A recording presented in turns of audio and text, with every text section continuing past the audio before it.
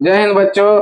आइए इस क्वेश्चन को देखिए। ये क्वेश्चन है त्रिभुज का, क्लास 10 के त्रिभुज का एक्सरसाइज 6.2 का क्वेश्चन नंबर 3 है। ये क्या कह रहा है कि एक फिगर दे रखा है पतंग के आकार का, जिसमें कह रहा है कि एल एम पैरेलल है सीबी के और एल एन पैरेलल है सीडी के। तो हमें सिद्ध करना है एम बटा ए बी और बराबर है एन बटा एडी के। तो ये होता है थेल्स प्रमेय में। हमने पढ़ाया था कि जब पैरेलल दे रखा हो तो भुजाओं का अनुपात बराबर होता है। तो आइए करते हैं, क्या क्या दे रखा है उसको लिख लीजिए। दिया है, क्या दिया है, एक नंबर में दिया है एल एम पैरेलल है सीबी के। दूसरे में कह रहा है कि एल एन जो पैरेलल है वो सीडी के पैरेलल है।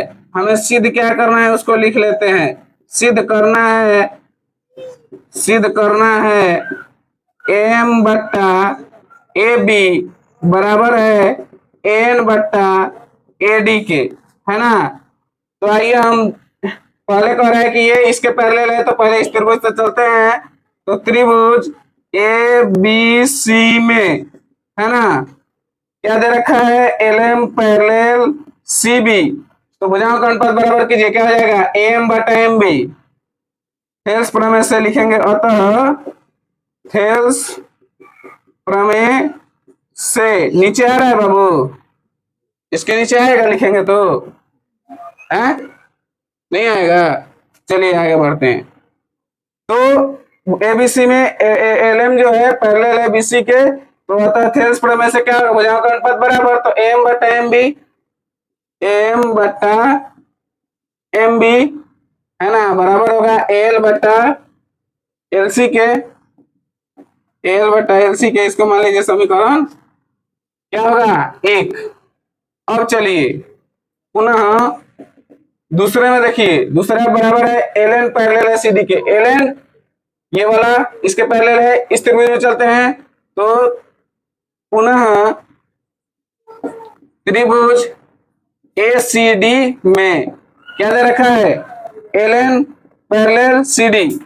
अब भुजाओं का अनुपात बराबर कीजिए, अतः थेल्स प्रमेय से, अतः थेल्स प्रमेय से क्या हो जाएगा, भुजाओं का अनुपात बराबर एल बटा एल सी, एल बटा एल सी बराबर होगा एन बटा एन डी के, एन बटा एन डी के। इसको मान लीजिए समीकरण एक। अब ध्यान दीजिए एल बटा एल सी बराबर है, इधर देखिए एम बटा एम बी के, या फिर जो भी कहिए, बराबर का चिन्ह है तो दोनों समान है। तो हम यहाँ पर क्या करेंगे, एल बटा एल सी का वैल्यू यहाँ से एम बटा एम बी उठाकर इसमें रख देंगे, यानी समीकरण एक से मान समीकरण दो में रखने पर, समीकरण एक से मान दो में रखने पर, तो एल बटा एल सी के बदले हम लिख रहे हैं एम बटा एम बी, है ना, बराबर क्या दे रखा है एन बटा एन डी, है ना। चलिए आगे बढ़ते हैं। अब ये दे रखा है, देखिए हमें प्रूव करना है एम बटा ए बी बराबर है एन बटा ए डी के। तो एम एन दिख रहा है ना, एम एन दिख रहा है।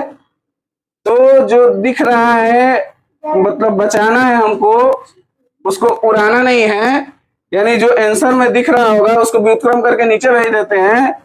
चलिए व्युत्क्रम करते हैं। व्युत्क्रम करने पर, है ना, यहाँ पर ही विशेष समझने वाली चीज ये थी कि एक से मान मैंने दो में रखा था, यानी इसका वैल्यू यहाँ रखा था, है ना, इसका वैल्यू यहाँ रखा है मैंने समीकरण एक से। और आगे हम क्या कर रहे हैं, व्युत्क्रम कर रहे हैं। क्या कर रहे हैं, व्युत्क्रम कर रहे हैं, ध्यान दीजिएगा।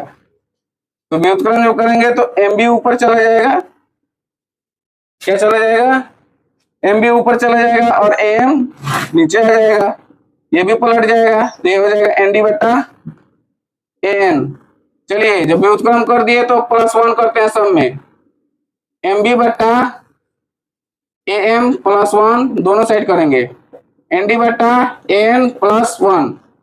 चलिए एलसीएम का होगा ए एम, ऊपर का हो जाएगा एम बी प्लस ये का हो जाएगा ए एम, और इधर एलसीएम ए एन, ऊपर का हो जाएगा एन डी प्लस एन।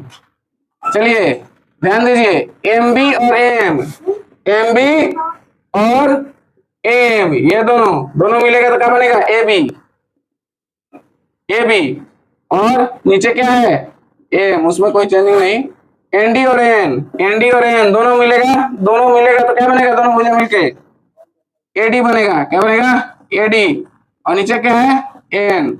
चलिए हम व्युत्क्रम चूंकि यहाँ किए थे बचाने के लिए जो आंसर में था, अब व्युत्क्रम फिर करेंगे। हमको आंसर लाना है, चूंकि आंसर आ चुका है, केवल व्युत्क्रम कर देंगे तो हमारा प्रूव्ड आ जाएगा, चूंकि ऊपर नीचे दे रखा है। तो आइए करते हैं व्युत्क्रम, पुनः व्युत्क्रम करने पर, पुनः व्युत्क्रम करने पर क्या हो जाएगा, ऊपर कर दीजिए एम बट्टा ए बी बराबर है एन बट्टा ए डी के। यही ना, यही प्रूव करना था ना, प्रूव्ड। तो मिलते हैं नेक्स्ट वीडियो में, थैंक यू।